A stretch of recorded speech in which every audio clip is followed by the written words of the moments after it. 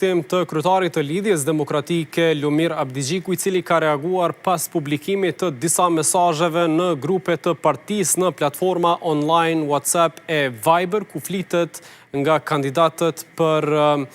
deputet lidhur me çështjen e manipulimit potencial të votave nga individ të saktuar brenda partisë ose edhe jashtë saj. Në një shkrim të gjatë në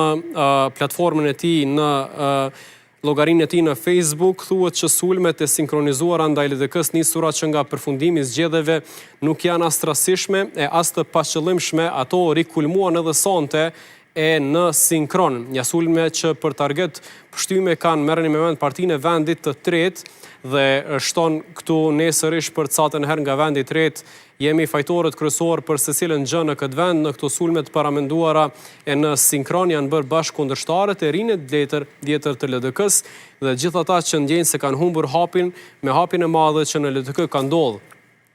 Po ndodh dhe do të ndodh. Si janë mësuar të na shohin kështu, vazhdon Abdigjiku në një pjesë tjetër të postimit, nuk e pranojnë, prandaj janë bërë bashkë si një kundër Lidhjes Demokratike, duan ta thyejnë ta ligin të bëjnë të dorëzohet dhe kështu të nënshtrohet, por sipas tij duhet rinë të qetë gjithë qytetarët sepse nuk do të ndodh. Sa për informim, shton Abdigjiku, temat e brendshme janë diskutuar tashmë në kryesi. LDK i beson institucioneve tona në çdo drejtim dhe në këtë drejtim. Ne nuk bëjmë as prokurorinë e as gjyqësinë, LDK ka besuar institucioneve tona dhe kur ka fituar në 3 nivele betejën e tentim anulimit votave tona me partinë në pushtet dhe kështu vazhdon në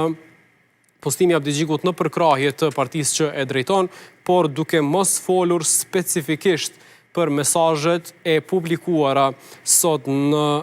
media online ku flitet për çështjen e manipulimit votave, vetëm se shton që i beson institucioneve për çfarë do verdikti që ato japin, duke i referuar